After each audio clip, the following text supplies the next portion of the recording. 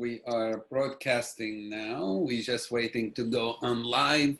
And as soon as we get on live on Facebook, we will be able to start. We're having people joining us. This is amazing. A lot of people today are joining. I think because many of the people who get our mailing list have been to Israel and Palestine on one of our trips, and so some of them might know some of you because they've met you, either you talked to them or you led the tour with them. So I think we have more probably interest because of the topic at hand, and we are waiting to go. We are live on Facebook, so I think we're good. So we can start. Thank you everyone for joining us on Crossing Boundaries. Today, me and Kim Passi Youssef from Tel Aviv is co-hosting with me. And today we are talking about a big topic and a hard topic to tackle. I think it's something that affects all of us who are connected to that region, annexation. It was supposed to happen yesterday. It didn't happen yesterday. And so we thought to ask some of our friends who we thought would be able to offer a good analysis, but also tell us some stories about what's going on and maybe explain to us why it's not happening. Is it happening? What's the solution really now? All those things that probably many of us are thinking about. And so we have Ross Singer. Ross is a rabbi, is one of our tour guides. Some of you probably have traveled with him. We have Gershon Baskin. Gershon's also a very, very dear friend who is involved heavily with me through the mayorship run, but also is one of the best analysts I know, as a writer and author. Pretty much anything you want to put next to Gershon's name. And Suleiman Al-Khatib is also, I think I know Suleiman now for 15 years, maybe more. He's a peace activist. He's from Combatants for Peace, and he's done so much work on joint resistance in Israel and Palestine. Have been one of the leaders in the Palestinian areas, or the Palestinian voices, in speaking about annexation and about how to move forward. So thank you all for joining us today. And I thought I'll start with you, Gershon. Can you give us a little bit, sums up, what's a political scene? What's happening with this annexation? I thought, Aziz, maybe before we give an overview of the political scene and the arguments in the political level, which I'm sure we'll get into, perhaps a little bit of historical background to the whole issue and the legality, the questions that are arising with regard to the occupied territories. In June of 1967, when Israel preemptively launched attacks against Egypt and Syria after the Straits of Tiran were blocked off and an alliance was made between Egypt and Syria, Israel preemptively attacked after a 3-week waiting period and sent messages through the United States to King Hussein of Jordan that if Jordan doesn't enter the war, then Israel wouldn't open up attack against Jordan as well. But 2 days into the fighting, the young King Hussein heard on Egyptian radio that Egyptian tanks were rolling into Tel Aviv and thought, why don't I get into it? And he launched a bombing attack against Israel, which sent bombs into Jerusalem and into north of Tel Aviv. And Israel opened up the third front into the West Bank. And of course, by the end of 6 days, Israel had conquered, occupied all of East Jerusalem and all of the West Bank. Shortly afterwards, the United Nations negotiated and passed through the Security Council UN Resolution 242, which basically set down the principle that the acquisition of territory by force is illegal under international law, and Israel was required under UN Resolution 242 to return territories. The argument, of course, in the versions of the UN resolution, whether or not Israel was obligated to return all of the territories or part of the territories, and it became part of the argument over the decades. In the 52 years that have gone by since then, the argument has emerged in international law of whether or not Israel's presence in the West Bank is an illegal belligerent occupation according to the Fourth Geneva Convention, or as Israel, the current government of Israel maintains that these are disputed territories. The basic argument emanates from the claim of right-wing international lawyers, who are, by the way, the small minority of international lawyers on this issue, who claim that there was no legal sovereign in the West Bank prior to 1967. If you recall, according to the 1947 partition land, resolution 181 of the General Assembly, the land between the river and the sea was supposed to be divided into a two-state solution. Most of the West Bank was supposed to be a Palestinian state. It did not, in fact, happen. Shortly after 1948, King Abdullah of Jordan, the grandfather of King Hussein, annexed the West Bank and East Jerusalem. And that annexation was considered illegal by international law, even though the citizens of the West Bank and East Jerusalem were granted Jordanian citizenship. It was considered an illegal annexation. So the Israeli claim has been over the years that when it conquered the West Bank and East Jerusalem, there was no legal sovereign there prior to that, and the territory is disputed and not occupied. The majority of international law experts, international lawyers, and future Security Council resolutions determine that it is occupied territory. It is illegal under international law. The acquisition of territory by force is not recognized under international law. And settlements by Israel, the movement of civilian population into territories that are considered a belligerent occupied territory, is illegal under international law. Well, this word belligerent occupation, it's what it's called in the Fourth Geneva Convention. The Israelis also maintain that we were attacked and we were defending ourselves, and therefore it's not a belligerent occupation. So there are two claims, one on the disputed territory versus occupied territory, and the other is whether or not it's a belligerent occupation because Israel was in fact acting in self-defense. That sets the legal historical picture to the whole issue.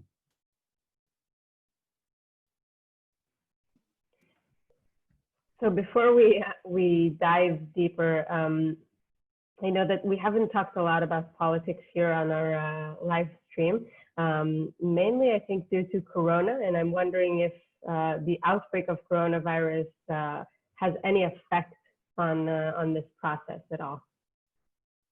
You're asking me? Yeah. I think what is difficult during Corona time is the ability to mobilize physically public opinion. The majority of Israelis and the majority of Palestinians seem to be logically much more concerned with the economic situation than they are with broader political issues. And that's perhaps one of the reasons of many why this issue has not brought the masses to the streets. I don't think it normally would have anyway, but certainly the Corona issue has compounded the difficulty of mobilizing political action against these political steps when most people are just worried about how they're going to have enough money to buy food. Russ, can you tell us what is this annexation? What's the plan of the Israeli government, at least that we know about? And how are Israelis you perceive are taking that news? That's an excellent question that I don't think I can answer. As far as I can tell, maybe one of our other speakers can share, but there's a lot of details that are really shrouded. And even people in the cabinet that are interviewed on the radio, when I hear it, they don't seem to be in the know. There was talk of the Jordan Valley. Then there was my understanding is the head of the Mossad went to Jordan on a mission to tell him, don't worry, it's not going to be such a big annexation, right? And so there's a lot of different suggestions being thrown around, right? It starts with the Trump plan, as far as I understand it, which speaks about Israel taking 30% of the West Bank. And then it seemed that Netanyahu's plan, to the best of my knowledge, was something less than the full 30%, but probably the Jordan Valley and some major settlement blocks, not the full 30%. Now we seem to be hearing less and less. And as you mentioned, Aziz, the date that was presented yesterday, clearly nothing has happened. And now there's talk about, well, we're talking about maybe September. So my answer as someone who can only follow this in the newspaper, right? I don't have any special connection to the politicians or anything, is that it's extremely unclear what areas will be annexed, if any. In terms of your question about the perception, so again, I can't answer the question. The reason here is because there's such a wide, diverse range of opinions in Israeli society. Let's start, by the way, with some of the most on the furthest right. They are against the annexation. Many of those on the far right are against the annexation because they connect the annexation to the Trump plan, which acknowledges a Palestinian state. I know that for some on the left, that may sound strange, right? But on the right, they're absolutely opposed to the creation of a Palestinian state. And they think that annexing in the wake of the Trump plan gives legitimacy to a Palestinian state. I'll just tell you, I volunteer as a policeman.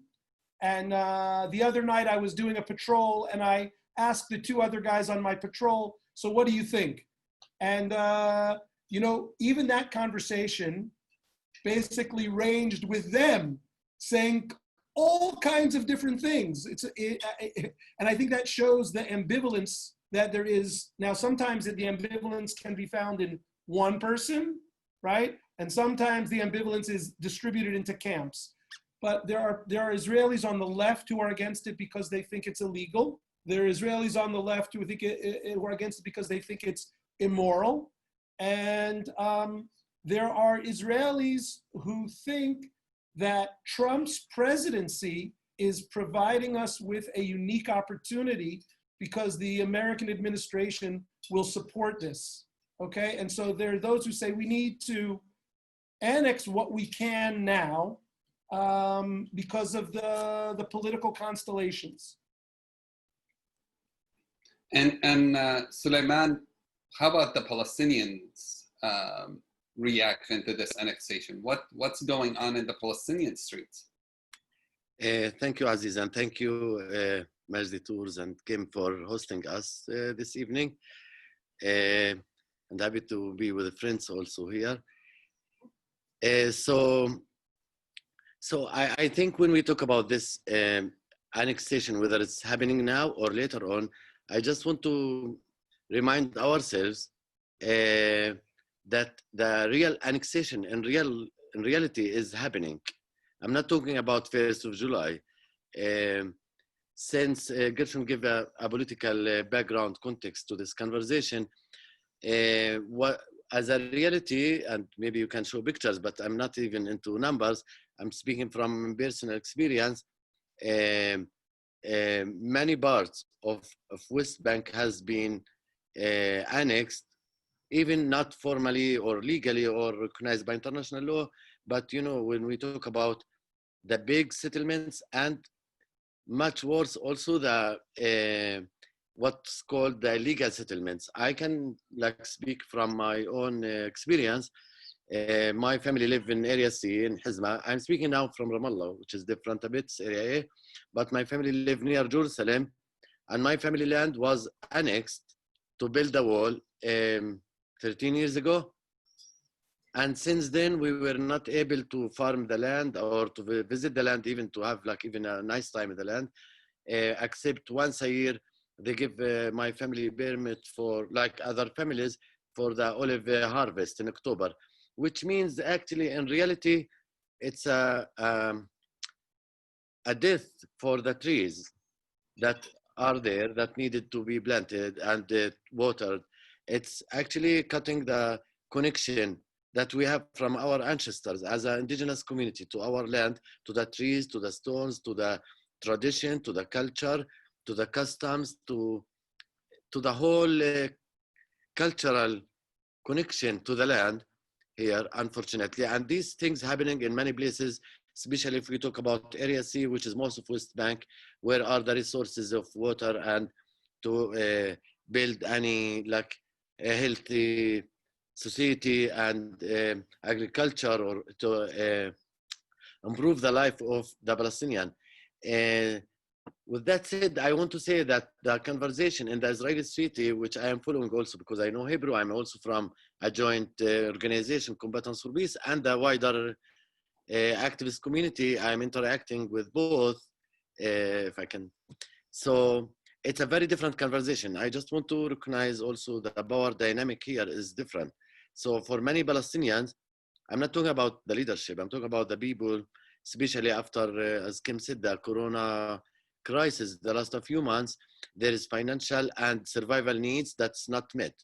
With that said, many people, and there is also, I saw a lot of even some in the right-wing Israeli media talking about Palestinians that really want to be annexed. So let's put some facts out there that the annexation is for the land, not for the people, which means like apartheid system, which is exist partly here. So for us, in a few organizations that are in the joint spaces, that's also criticized by both sides, I have to say, we decided to show and raise our voice, specifically at this time, where many people are struggling with their food, with their needs to move around during the Corona and under the occupation. So Corona under the occupation as a big topic for us is different from people that live in other countries where they face also Corona and problems, but not with a conflict. So there's a lot of frustration and hopelessness in the Palestinian street. And the feeling, the truth is, maybe I can say, for many people, it's just a reminder of Sykes-Picot, like Kant. And this is not good for like both sides, and especially for the Israeli side. That negotiating this deal with the Americans, while the people that live in this land for centuries, like in Jordan Valley and South Hebron Hills and the villages in Area C, has nobody asked them anything. Total ignorance. And this is, Gershon can speak a lot about his experience in communicating with both sides. It's really missing the first basic conditions to create a different reality, which is respecting each other and each other narrative, attachment to the land. For many Palestinians, the voice is saying this: we give up on 70-something percentage of the historical Palestine that we are attached to, and still Israelis don't want to give us anything. Look at the settlements. You know, I drive from my village, which is 20-30 minutes from here, between Jerusalem, Ramallah, Jericho, go to like mountain areas where I grew up actually, because I love the nature. And I don't see hills without settlements anymore. So I'm really wondering even about environmental side for Israelis, that many Israelis with the privilege, they care about environment. They don't talk about this. It's forget a little bit even about the Palestinian life. Like the water is like really full of sewage from settlements, and the mountains have, there's no like animal life anymore and nature life anymore. And that's what makes me personally, in the personal level, sad, because I grew up in these areas where it was really beautiful and nature, and now it's like full of like caravans. Every bunch of settlers, they come and take a mountain using the, you know, historical claims and Judaism. It's not good for any sides. I think this is against the Jewish moral values in the first place, and against any, I'm not talking about the international law, that's not my area anyway, but I'm talking about like really one thing that, as far as I understand the history in this place, I studied a lot of history in jail time actually, I never been in university, and I grew up in a village that also sitting on a layers of a lot of history around Jerusalem. I don't know by any narrative that this place had been populated and controlled for a long time peacefully by any group alone. So I feel this is like, this is a call maybe for us to really recognize each other and also to recognize the privilege and the balance, the power dynamic here. And that's why for many Palestinians, they feel maybe already frustrated, hopeless, and this is really dangerous. Like this can't stay for long. Like this is basically saying to anybody that support nonviolence, support negotiation, which is different, but in that part, that your choice is not bringing us any freedom, anything. And look what they did in South Lebanon. Israeli don't understand just force. I know this is going the other way around in the other Israeli narrative, but that's feeding this narrative actually, unfortunately. And there is a lot of interior also challenges. We can talk about it later.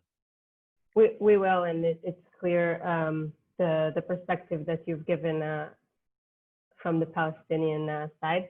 Gershon, I'll go to you and I'll ask if there is any positive side to this process, and do you think, how is it going to affect the whole process that will take us to some sort of solution? Positive sides. Well, today there was a joint press conference between Fatah and Hamas. So Israel and the annexation has maybe pushed the Palestinians to take steps toward reunification, although I don't think it will go that far. But this has actually been the first positive thing that Fatah and Hamas have done in years together. So one might point that out as a positive thing. There are some people, and someone asked in one of the questions, if anyone on the left supports this. I've actually heard from people on the radical left who have said this annexation will be the catalyst that will make the situation so bad that it will change the reality on the ground. And that's what we need to do in order to come back to our senses in some way. I don't accept that kind of thinking. I think this is a very dangerous move. And it's dangerous in a lot of ways because Israel has essentially locked itself into a situation whereby if it does move ahead with the annexation, it makes the possibility of a negotiated Israeli-Palestinian peace almost impossible, because according to the Israeli law, in order to give back sovereign territory from Israel, I think the law says that you need 80 members of Knesset to vote in favor of giving sovereign Israeli territory away. That you don't need 80 votes in the Knesset out of 120 to annex the territory. A simple majority of anyone who's sitting in the Knesset plenary is sufficient to annex the territory, to impose Israeli law on the territory, but to give it back in a negotiated settlement would require 80 members of Knesset. And that's almost impossible to imagine in Israel's current political reality, that 80 members of Knesset would agree to give back territory to the Palestinians once it's taken. And this is extraordinarily dangerous in terms of the possibility of thinking of a future negotiated settlement, which is not on the horizon because we don't have political leaders who are capable of negotiating a settlement right now. But we have to keep the option of future negotiations possible. I think the other additional point that I want to make about, and Suleiman touched on this, that's really dangerous here, is that this is an agreement between Israel and the United States of America, and it's based on the principle of might makes right. And if we begin to accept the principle that might makes right in international law and international relations, we're setting off a disaster for the entire planet. We have an idiot, a dangerous idiot in the White House who thinks he can mold and shape the world in his own bizarre vision. And we have his partner in Jerusalem who's going hand in hand with him in creating a nuclear bomb in this region in terms of the politics for the entire region and the entire world of conflicts that we face today. And this is the real danger here. We cannot allow this to happen. Thank you. Ross, we're talking about solutions and hopefully some sort of positive thought that we can bring in. I'm wondering, a lot of our travelers are American, and going with what Gershon was saying, I'm wondering with what kind of prejudice or bias they're coming to visit Israel and Palestine. How would you feel guiding a group right now while this is going on? What kind of questions do you think would come up, and how would you actually tackle that as a guide alone, and also if you had a partner Palestinian guide with you? So one of the reasons I enjoy guiding with Mejdi is that I believe that things in this region are extremely complicated.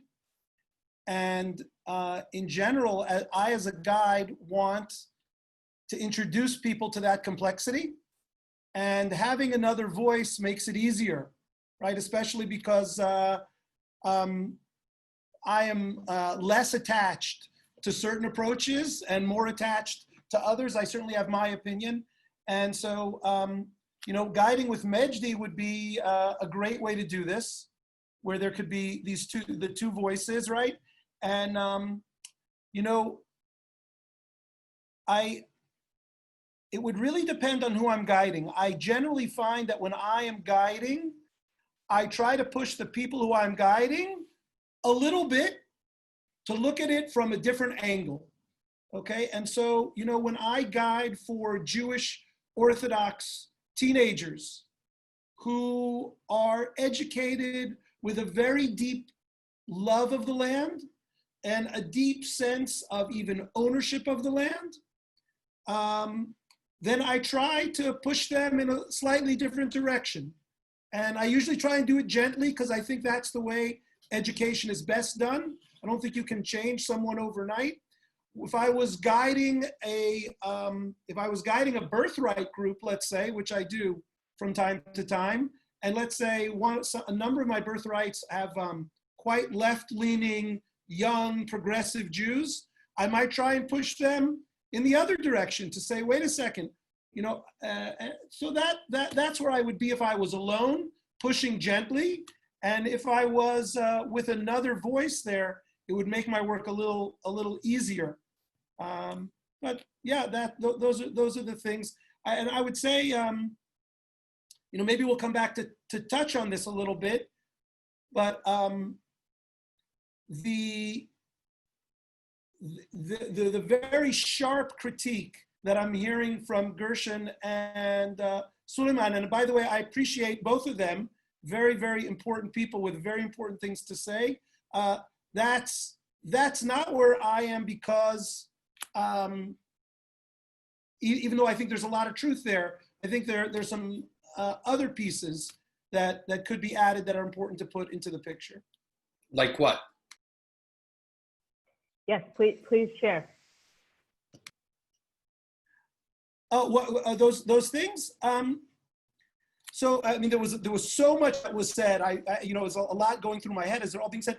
I would just say, like, for example, Suleiman's critique of Israeli water policy is well taken. But just as one example, I think that's another that's a case where we share negligence. And I think I actually don't want to get into the debate because I don't know that it's helpful about who is more blameworthy. Okay, I have my own opinion. I certainly am biased, but that's not. And so I would say that is one piece where I would present it more as sharing. And I think there's sewage coming from Palestinians into Jewish Israeli areas. Okay, and so that's one. And the other one I would say, maybe if I were just to pick on something where I would look at things a little different than Gershon, I don't think, well, it's very complicated because as I spoke in sort of my first comments, it's very unclear what the annexation we're talking about is where it's going to be. But I think that if we had a lot of goodwill, we could be very, very creative in coming up with solutions. So, and I think that the one thing that Gershon, I would, you know, I'm not a legal expert, but I wonder the law that requires 80, how many do we need to create another law? I mean, could the Knesset legislate a new law that would repeal without the 80? So those are interesting questions, but there might be ways around this. Despite the difficulty. So I would say, let me just add 2 sentences about my own personal thoughts. I generally think, ideally, we should negotiate directly, and we should be very cognizant of each of these two people's histories here, and we should strive to have these two peoples live with dignity and with security, and we should negotiate it directly. I'll echo, I don't like the idea of the American involvement here. And I also don't have warm feelings towards the president, even though some in my community do. But that's the general direction. And therefore, I would say I am mildly against annexation, depending on what we're talking about. Let me say what I'm not mildly against. What I'm absolutely appalled by is the notion of annexing areas without giving citizenship to Palestinians that are living there. If that's the annexation, which at one point Netanyahu hinted that that's what it would be, then I would be in the streets protesting. That is completely unacceptable. But if we're talking about annexing Gush Etzion, I would say, I don't know that that's a really good idea. But I would say that I don't have the surety that Gershon has. And I just add one thing, an unfair thing. I read today an article of Gershon's, which was really good, and I should have memorized the quote exactly. But he said, you know, a lot of unexpected things happen in this region. And so I'm not, I can see the possibility of a certain annexation actually leading towards something positive. Right, thank you, Ras. Slimane, I wonder what the Palestinians can do right now. I mean, power dynamic, Israel has a lot more power than Palestinians have. When it comes to international support, you got the United States supporting Israel even through this potential annexation. On the ground, Israel is a strong party, and the Palestinian Authority is broke right now, financially speaking. It's weaker than it's ever been. So what can the Palestinian Authority and what can Palestinian people really do in face of this annexation? Is there really anything they can do? Thank you. So let me just clarify. I don't speak in the name of our formal leadership, just to make it clear. Because I think, unfortunately, the Palestinian Authority also became part of the system that's trying to keep the status quo, which is aside of the step of the annexation, the politicians generally have no interest of moving anything in any direction because of their political power interest. And there is a lot of like critical Palestinian voices and interior Palestinian voices, just really important to mention here, of this status quo current system that we live under right now. With that said, I would say this. For me, let me say this. I'm always optimistic, by the way, similar to Gershon from maybe different reasons, but that's how my DNA work. It's nothing to do with the reality. And even in these darkest times of the situation with the corona, with the annexation, with the interior division in the Palestinian side, which is also big part of the problem, basically, you know, like Gaza and West Bank, Fatah and Hamas, even you saw today the press conference, I don't believe this is gonna change any like unity conversations in the Palestinian side. I think we have to give back the power to people and to the land. Maybe it sounds like a bit hippie or spiritual, but I grew up in this culture, that the Palestinian culture has something we call it sumud, means steadfast. And I know it's also in Hebrew, if you guys want to look it up. Litzamed, to the land, to the trees. So I believe I come from a family that practiced this over centuries.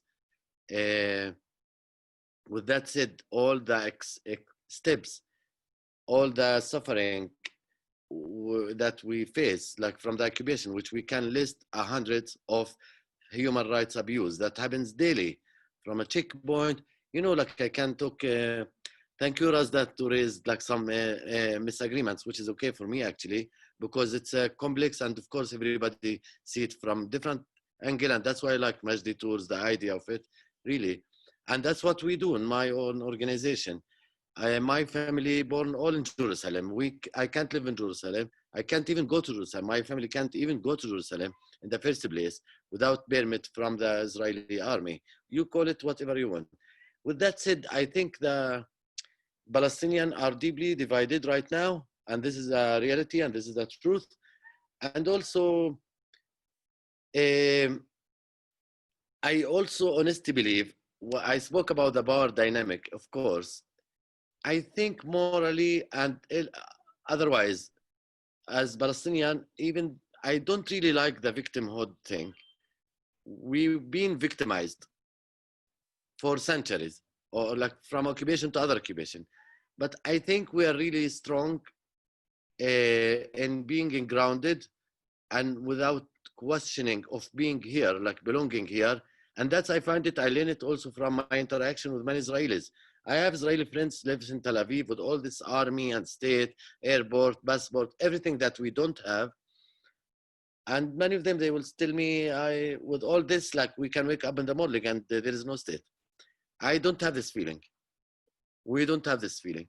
So I think the only group that can give the Israeli legitimacy of being in a state in Middle East, not the Americans, not the Europeans, are the Palestinians. I think this is the bridge to the world. And this means also drawn behind us, also the Arab countries, the Muslim countries, and the world. I think that legitimacy thing is very strong in the Palestinian hand.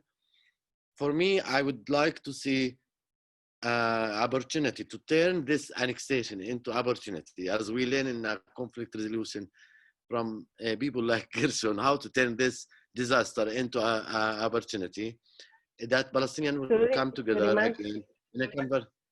Huh? Sorry, it's clear that you're working in an organization that Israelis and Palestinians are working together, and you were talking before a bit about criticism from both sides. Yeah. I know that in order to get to a solution, you said that we need to work together. Can you tell us a little bit about that criticism that is coming from both sides? Yeah.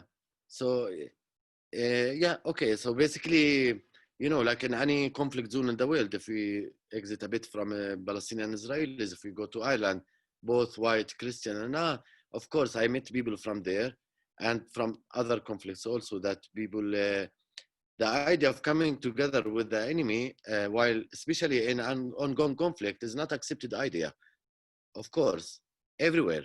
And this is not exclusive for Jewish and Palestinian, just to say. So we face a lot of challenges in different times of people that criticize, like having, let's say, a connection with the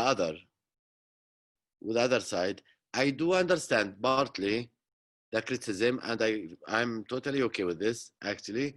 And I don't expect the majority to be mobilized to be transformed in the time of the conflict, because when we talk about post-conflict, it's another story. But now we are in the conflict right now.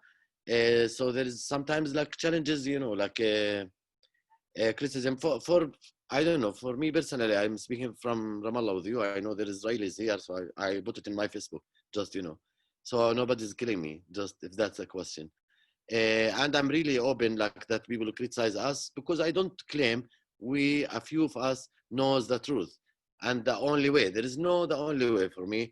I think, and that's also connected to the previous question, what Palestinian can do.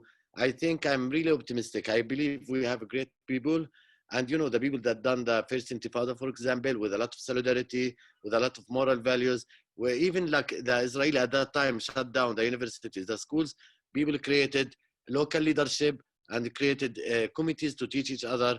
So I think the problem is not just in the Palestinian side, it's totally connected even with Corona. The global order now, the system is not good for the majority of the humans. We can see the Black Lives Matter movement in America and other things. We are connected to that. I think we have the one that set the system, just set the system to serve a few percentage. And this is the time to a little bit decentralize the decisions Right. that run our life, including in the Palestinian side, of course, to give the people to give. I mean, nobody have the right to give. To let the people really bring their creativity and their also goodwill and good values. I believe we come from thousands of years of moral values, and especially Gershon and Ross talk about the American mediator. It's very important to use the values that grow up in Middle East over thousands of years. I can just mention one thing because of the time. The sulh idea, the reconciliation Arabic, it's practiced. We practice this since thousands of years, and still we doing it. And this is very important, like really to bridge this Western thing from the local thing, because there is a lot of anger that, you know, like the American administration don't see us, you know, not even the leadership level, like in the, like, and the moderate, like activist level, let's say, even. I'm not a part of, like, consider extreme even part or something. Right. Thank you. Gershon, let's get to the heart of the matter. So with this annexation potentially happening, or with the reality on the ground today, with or without the annexation, is the two-state solution dead? Is the Palestinian Authority becoming irrelevant? And if so, what's next? What's the solution? Are we stuck in a one-state solution, or are there other ideas? Right. I think that it's called the Oslo paradigm, or what emerged as the Oslo paradigm of separation, is essentially what Oslo became. I don't think it was essentially the beginning of Oslo, which was really a model of cooperation between two states, but the failure of the two-state solution throughout the Oslo peace process period created this two states with walls and fences, the separation, what Prime Minister Barak called us here and them there, and then subsequent walls and fences separating everyone, and leaders of blue and white and other people have called it the divorce. I think this model is dead. I think that the reality on the West Bank is such that the Israeli expansionist policies and the expansion of settlements and the entrenchment of the infrastructure built with Israel, it makes the separation paradigm almost impossible. I don't see how you can have an equitable, viable two-state solution under the current reality. You have to remember that the Palestinian buy-in to the Oslo peace process, which started back in Madrid or prior to Madrid in 1988 with Arafat's Declaration of Independence, was essentially the Palestinians saying, we claimed all the land between the river and the sea as historic Palestine. We understand that we missed an opportunity in 1948, 1947 to accept a two-state solution. We paid a huge historic price for that, and we're willing to accept a Palestinian state in the territories that Israel occupied in 1967, saying that they would accept a state in West Bank, Gaza, with East Jerusalem as its capital, in 22% of the land of Palestine, essentially recognizing Israel, which Arafat did in September of '93 with his letter to Rabin, and recognizing Israel on 78% of the land. The Palestinians didn't understand that they would have to negotiate the 22% that was left. And it seems to me that they have accepted the idea that the green line is not a holy line. It can be negotiated. There can be border swaps. And that was the recipe that was generated through the Geneva Accords as a non-governmental organization agreement that was reached between Israelis and Palestinians, this idea of territorial swap. But the Palestinian state was going to be in 22% of the West Bank. When the Trump plan comes along and says, we're going to give 30% of the 22% to the Israelis, and the Palestinians are going to end up with 70% of the 22%, the Palestinians say, this is not what we bargained for. This was not the deal that we wanted. And the Palestinian young generation look at the failures of the Oslo peace process, look at the corruption of the Palestinian Authority, who they see as subcontractors for Israel, of maintaining security, of giving up the armed struggle, essentially the right to fight Israel with the use of arms in exchange for a peace process that was supposed to give them a Palestinian state after 5 years, and now we're 25 years later, and look at the mess we have. The discourse which emerges on the Palestinian side is a discourse of rights.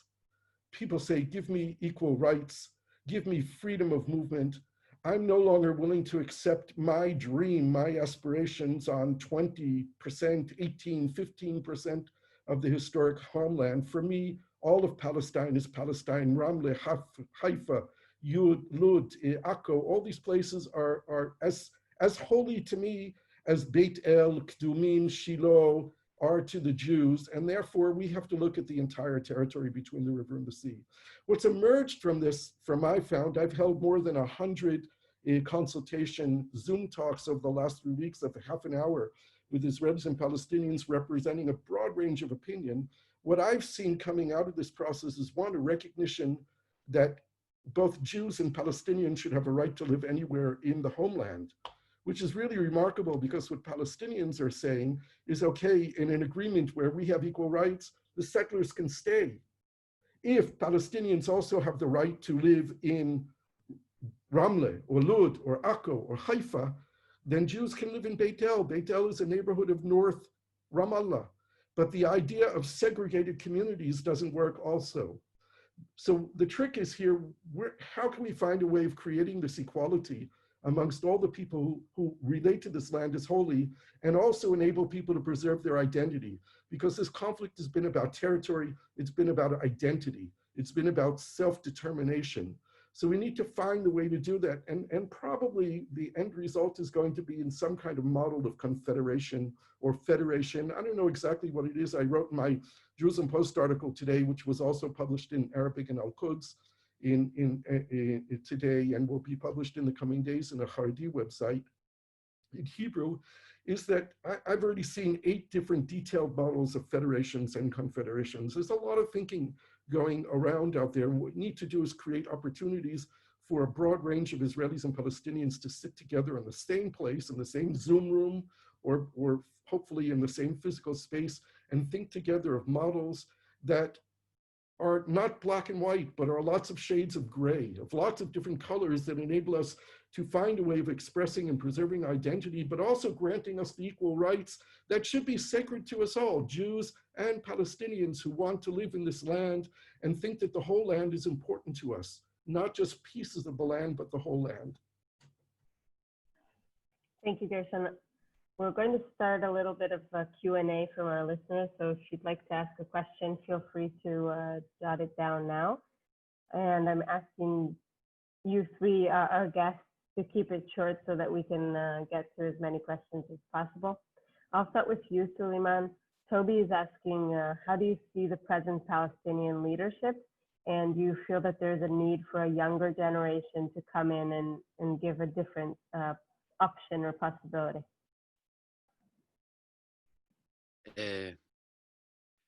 Yeah, so of course I said I hinted a few times that definitely in the Palestinian current governance system there is a lot of dynamics happening right now, and it's interconnected also with the political process actually since Oslo until now, and the division between Fatah and Hamas and so on. Unfortunately, the weaknesses of the Palestinian leadership, it served the occupation system, doesn't serve the Palestinian cause, the Palestinian community, and the generational gap is there. It's a fact. We see it. I live in Ramallah, so I meet a lot of, like I see a lot of our leaders around here anyway. So I think Palestinian, like the younger generation, Palestinians are like all really or mostly like really creative, educated, and I can look at the Palestinians in diaspora. They're all successful people, like in education, in economy, in creativity, in many things. Unfortunately, our like frame leadership that exists here are not giving a space to younger generation that can really maybe change the direction of the whole Palestinian journey that need to be reviewed and think together like from different parts of it. With that said, there is a lot of actually of pages maybe online right now because the young generation, like there's a lot of use of social media, and not just like throwing criticism, which is also exists here. and suspicious around the leadership, how much it serves our cause or not. Even among the leaders, like you find a lot of criticism. I think there is a lot of like destruction happened in the last 20, 30 years to different unions that used to exist, like the worker unions, the students unions. But the good side of things, I said I'm always optimistic. This land has been in this dynamics for a long time, and things can change really dramatically and quickly. So I never lost hope, because we learn from our mothers, from our ancestors here, that really you don't know what's happened tomorrow. You know, like we sleep frustrated. And I learned this from Gershon like years ago, maybe 15 years ago, when you said, somebody asked you, Gershon, how are you optimistic? You said, I sleep frustrated, I wake up, sunrise again, and full of energy. And this is how I feel the energy of a lot of our people here. And I think we agree that Combatants for Peace is a good example of an organization that has so many young leaders that could be a lot more involved politically in the Palestinian Authority. Ross, I want to move to you. One of the questions was about the concept of bargaining point. I think the person's here asking based on the new American initiative plan for peace, where it would give some land from Israel to the Palestinians, where there are Arabs, Palestinians in this land. And the question is, how is this possible, considering these people are citizens and have lived in Israel successfully, and now they are pawns in this game? How would you respond to that? First of all, I didn't make the plan, and it is an aspect that is deeply troubling, and you know, I have to add just the one sentence of caveat, like of what I was talking about before. Like, I'm coming from a different place than I think our other speakers, so I want to emphasize that, because I'm going to go now in a different direction. And Israel has a lot of problems. We're a deeply flawed place. And I want to answer this question as one example. People that are to the right of me, who I disagree with, my main problem is not necessarily that I disagree with them politically. And the example I want to give is Benny Begin. Benny Begin is an extremely principled person on the right who came out and said, it's ridiculous, you can't strip Israeli citizens of their citizenship. That is against everything that we believe in. So I think that's a good example of where Israel has gone astray. Right? We're not the only ones that have gone astray. We have a lot of problems. It's a complicated area, but I would say this is a deeply troubling to me, the notion that we would take citizenship away from Israeli citizens. I don't have anything else to say other than that. I'm glad that that doesn't seem to be being discussed. That aspect of the Trump plan is not what's under discussion now, but it is absolutely deeply, deeply troubling. Thank you. Kim, do you want to ask one more question? I think we got a couple more minutes. You have something in mind, or you want me to push for something? Okay, you want me to push. So we have Gershon. We have quite a few questions. One of them, I think, if the Palestinian Authority was disbanded, what would happen in the West Bank, and would that create a lawless situation? How would things go there? Yeah, I don't think it'll be disbanded, so I don't think we really have to worry about it. There are so many interest groups who want it to remain, and they have so much responsibility. I think the other point that's important to make is that even if there's political reason why it should be disbanded, essentially, and this was reported in the international community in 2008 by the United Nations, by the World Bank, by the International Monetary Fund, that the Palestinians had successfully created the institutions of statehood. The Palestinian Authority has been transformed. If you go to Ramallah, you go to Bethlehem, you go to any of the Palestinian towns and cities, you see it no longer says السلطة الفلسطينية, it says دولة فلسطين, it says the state of Palestine on all the buildings. This was the idea of creating the state of Palestine. So I think it would be a mistake to disband. I think they need to find other things. But if they did, this would be a tremendous burden on Israel, because Israel legally, under international law, bears responsibility for the welfare of the citizens, which means healthcare, education, welfare, providing jobs, policing, everything that a government does, everything essentially that the Palestinian Authority does, which is rightfully criticized as enabling the continuation of the occupation. Well, there is a very difficult question here, but it would be chaos if it were to be disbanded, and it would cost the Israeli taxpayers billions to be able to maintain that system until Israel could effectively collect taxes as it did prior to the Palestinian Authority's creation in 1994. Oh, thank you. This has been one of the most engaging. We have so many other questions. Unfortunately, we don't have time to answer all of them. We might need to redo this again next month or so. But thank you so much for joining us, Sulaiman, Gershon, Ross. One, I respect, I think Kim as well, we respect your views. We respect you a lot, and that's why we invited you. And I like when we have some differences of opinion. That's always enlightening to hear something a bit different. So thank you for offering all of that. And knowing all of you for a while, I have to say, just like many people in the region, we all go through our own transformations. And I've watched every one of you and myself and Kim's go through a transformation ourselves. And we keep going through that transformation, especially with everything changing around us, especially in that region. And that's what makes us who we are. That's what makes us humans, being able to change when we see things different. Next week, we will be talking about Jordan, which will be amazing. And we'll talk about a couple of things in Jordan. We'll talk about the travel, the sites that you don't know much about in Jordan. We will talk about Petra, for example, which I'm sure everybody enjoys. For those who traveled with us, we will talk about refugees, the Syrian refugees who've come to Jordan.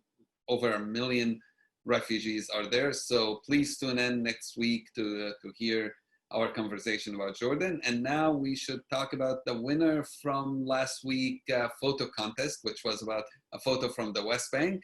Let's see, and here we go. It's David Ashraf, I think is how it's written, right? Kim, did I say it wrong? Sounds right to me. So it's a beautiful picture. I mean, I want to be on top of that dome right now, looking around it. So that dome, I'm like, what a good eye. This was a fascinating concept of how to do it. And then we had a runner-up, I believe. I love this photo by Lauren. It's just, to me, every time, I know, maybe being a Palestinian, to me, every time I see one of those white birds, I think hope. So that's... I thought one of those kids being pictured, you think of yourself, maybe. About, like, your childhood and connection to that, too. Birds when I was a kid. So I couldn't picture myself carrying a bird like this, because I was birds. My dad loved birds, so we had like 100 birds in our just outside our home that my dad was raising, including pigeons and doves and whatever. And he wanted me to take care of them. I'm like, I'm terrified. What do you mean? They're gonna like poop and me. Which, anyway, long story. But yeah, amazing photos. Next week, since we're talking about Jordan, let's, the winner. Wait, the winner gets your book. And I know that your book actually hit the hot list for new books, right? You're even on first place. Yeah, for books in Middle East politics and books in War and Peace. It was #1 on New Arrivals bestselling, which is nice. So please keep it going. If you haven't bought the book, please consider getting it. And next week, we are going to ask for photos about Jordan. Some of you, again, have traveled with us to Jordan, so please Please write to us, send us your photos. And I see Lauren is here. Thank you for sending us your photo, Lauren. Actually, Lauren and I are going to have our own Facebook Live on Mondays just to talk about our two books. She has published a book of photographs. She is a photographer and a filmmaker, and my book. And so we thought the two of us can have fun talking about our new book. So you can join us on Monday, 3 o'clock Eastern time on Facebook Live. So I think that brings us to the end of our show today. And as we say always, it's not where you travel, but it's how you travel. Thank you, and see you next week. Thank you. Thank you. Bye. Bye-bye.